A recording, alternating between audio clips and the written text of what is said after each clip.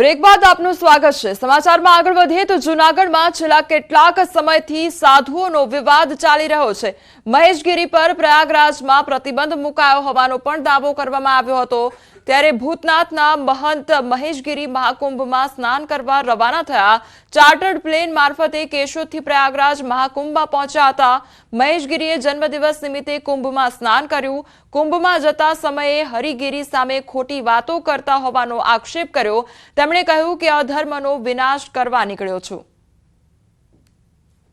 કુંભ સ્નાન કરવા જઈ રહ્યો છું અને બધી જ જે ફાલતુ વાતો અહીંયા ચાલુ કરી હરિગીરીની કંપનીએ એનો જવાબ આ કુંભ સ્નાન કરીને આપીશ। અધર્મનો વિનાશ કરવા માટે નીકળ્યો છું ને કરીને જ રહીશ। આ કુંભ સ્નાન એનો જવાબ છે। મહીસાગર જિલ્લામાં ફરી એક વખત ભાડુતી શિક્ષિકા શાળામાં ભણાવતા હોવાનો વિડીયો સામે આવતા ન્યૂઝ 18ની ટીમ દ્વારા આશ્રમ શાળાની મુલાકાત લેવામાં આવી। ત્યારે વિડીયોમાં આશ્રમ શાળામાં શિક્ષિકા રીટાબેન પટેલની માતા ચંદ્રિકાબેન પટેલ બાળકોને ભણાવતા હોવાનો વિડીયો સામે આવ્યો હતો। આ અંગે સ્થળ પર જઈ તપાસ કરતા શાળામાં શિક્ષિકા રીટાબેન શાળામાં હાજર હતા।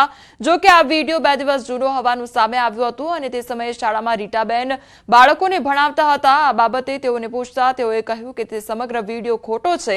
આ અંગે ચંદ્રિકાબેન પટેલને પૂછતા તેઓએ હું અહીં અનાજ કાઢવા આવી હતી અને વર્ગ ખાલી હતો અને મને ભણાવવાનો શોખ છે જેથી હું ત્યાં ભણાવવા ગઈ।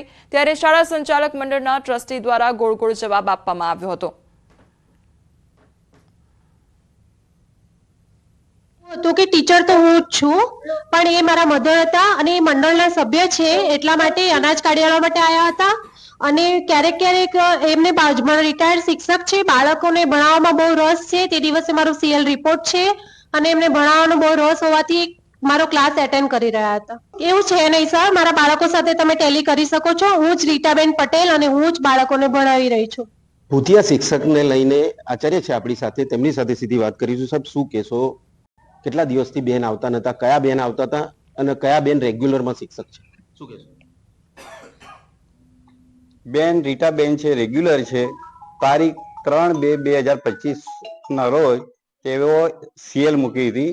એમની જગ્યાએ આશ્રમ શાળાના ટ્રસ્ટી બેન ચંદ્રિકાબેન છે એ સીધું સામાન કાઢી આપવા માટે આવ્યા હતા અને વર્ગ પહેલા બીજાનો ખાલી હતો એટલે એ ભણાવતા હતા। એ નિવેદન સર ખોટું છે। તે દિવસે મીડિયા આગળ હું ગભરાઈ ગયો હતો। એક દિવસને બદલે મારાથી 1 માસ કહેવાય ગયું। હું ભણાવવા નથી આવતી બિલકુલ। હું તો અનાજ કાઢવા માટે આપતી હતી। કોઈ ક્લાસ ખાલી તો ગમે તે ક્લાસમાં જતી હતી। એવું કશું નહીં કે મારે એ જ ક્લાસમાં જવું। બાળકો ખાલી બેઠા હોય તો કદાચ જાઉં અનાજ કાઢતી અને ફરીને પછી ઘરે જાઉં। અમદાવાદમાં મિલેટ મહોત્સવ પ્રારંભ અને મુખ્યમંત્રી ભૂપેન્દ્ર પટેલના હસ્તે પ્રારંભ થયો। 8 અને 9 ફેબ્રુઆરીએ રાજ્યકક્ષાનો મિલેટ મહોત્સવ અમદાવાદમાં યોજાશે। મિલેટનું ઉત્પાદન કરતા એનજીઓ પ્રાકૃતિક કૃષિ અપનાવનારા સામેલ થશે। રાજ્યમાં જિલ્લા કક્ષાએ પણ મિલેટ મહોત્સવ અંતર્ગત અલગ અલગ 6 જિલ્લામાં કાર્યક્રમ થશે। મિલેટ મહોત્સવમાં મિલેટ આધારિત ઉત્પાદનો, પ્રાકૃતિક કૃષિ ઉત્પાદનો, લાઈવ ફૂડ વગેરેનું પ્રદર્શન કરવામાં આવ્યું છે। સરકારી વિભાગોના સ્ટોલ અને વૈજ્ઞાનિકો દ્વારા મિલેટ પાક પરિસંવાદનું પણ આયોજન કરવામાં આવ્યું છે।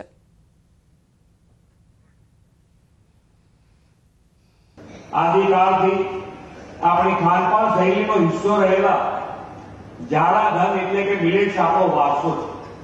આ આરોગ્યપ્રદ ધાન્યના ફાયદાઓ વડાપ્રધાન શ્રી સમગ્ર દુનિયા સમક્ષ ઇન્ટરનેશનલ યર ઓફ ધી મિલેટની સફળતાપૂર્વક પ્રસ્તુત કર્યો છે। કેન્દ્રીય બજેટમાં નાણામંત્રી નિર્મલા સીતારમણે 12 લાખની આવક સુધી ઝીરો ટેક્સની જાહેરાત કરી છે। તેને કારણે સમગ્ર દેશમાં મધ્યમ વર્ગના બજેટને ભરપૂર આવકાર મળી રહ્યો છે। ત્યારે રાજ્યના નાણામંત્રી કનુભાઈ દેસાઈએ વલસાડ જિલ્લાના પારડીમાં કેન્દ્રીય બજેટ પર નાગરિક સંમેલનને સંબોધન કર્યું હતું, જેમાં વલસાડ જિલ્લાના સામાજિક અગ્રણીઓ, વેપારીઓ તેમજ ખેડૂતો ઉપસ્થિત રહ્યા હતા। લોક કલ્યાણકારી યોજનાઓ અને જોગવાઈઓને લોકો વચ્ચે મૂકી અને બજેટની સમજ આપી હતી। આ વખતના બજેટને રાજ્યના નાણામંત્રી કનુભાઈ દેસાઈએ ઐતિહાસિક ગણાવ્યું હતું અને ગુજરાતના બજેટમાં પણ લોક કલ્યાણકારી કામો પર ધ્યાન આપવામાં આવશે તેવું જણાવ્યું હતું। બજેટમાં રજૂ કરવામાં આવી ઘણી બધી વિગતોથી અમને માહિતગાર કરવામાં આવ્યા। 12 લાખ સુધીની આવક ઉપર ઇન્કમ ટેક્સ ઝીરો કરવામાં આવ્યો, જે લોકોના મનમાં પણ નહીં હતું એટલી રાહત જે સરકાર આપી છે એના માટે દરેક નાગરિકોએ આભારની લાગણી વ્યક્ત કરી અને એ 12 લાખની ઉપર બીજું 75,000નું જે સ્ટાન્ડર્ડ ડિડક્શન છે એના લીધે 12,75,000 સુધીની આવક પર કોઈ પણ વ્યક્તિએ ટેક્સ ભરવો નહીં પડશે. નડિયાદમાં કાંસ પર બનેલી દુકાનો હટાવવાને લઈને મનપા અને દુકાનદારો વચ્ચે બેઠક યોજાઈ. શહેરમાં સરદાર વલ્લભભાઈ પટેલની પ્રતિમા પાસે આવેલી સરદાર ભુવનની 46 દુકાનોને મનપા દ્વારા નોટિસ આપવામાં આવી હતી. દુકાનો જોખમી અને જર્જરિત હાલતમાં હોવાથી ખાલી કરવાનું જણાવાયું હતું. નોટિસને પગલે દુકાનદારો હાઈકોર્ટમાં ગયા હતા, જેમાં હાઈકોર્ટે દુકાનદારોને અન્ય વિકલ્પ આપ્યા બાદ જ દુકાનો તોડવાનો નિર્દેશ આપ્યો હતો. હાઈકોર્ટના નિર્દેશને લઈને મનપા અને દુકાનદારો વચ્ચે બેઠક યોજાઈ હતી. તો દુકાનદારો પાસે દુકાન અને વિકલ્પ અંગે માહિતી માંગવામાં આવી હતી. આ સાથે જ દુકાનદારોએ સમગ્ર મામલાનો હકારાત્મક ઉકેલ આવે તેવી આશા પણ વ્યક્ત કરી હતી. કમિશનર દ્વારા કહેવા નથી આવ્યું. અમે બી એવું કહ્યું કે જો તમે અમારી વ્યવસ્થા પૂછવા માંગતા હો તો અમારે એવું એટલી જ આશા છે કે આ જગ્યા પર જે ડેવલપમેન્ટ થાય એમાં સમાવી લો. પણ તે છતાં બી મહાનગરપાલિકા એમની જોડે જે બી વૈકલ્પિક વ્યવસ્થા છે એની માહિતી અમને આપે તો અમને મુદ્દો મળે, તેના અંતર્ગત અમે થોડુંક વિચારી શકીએ.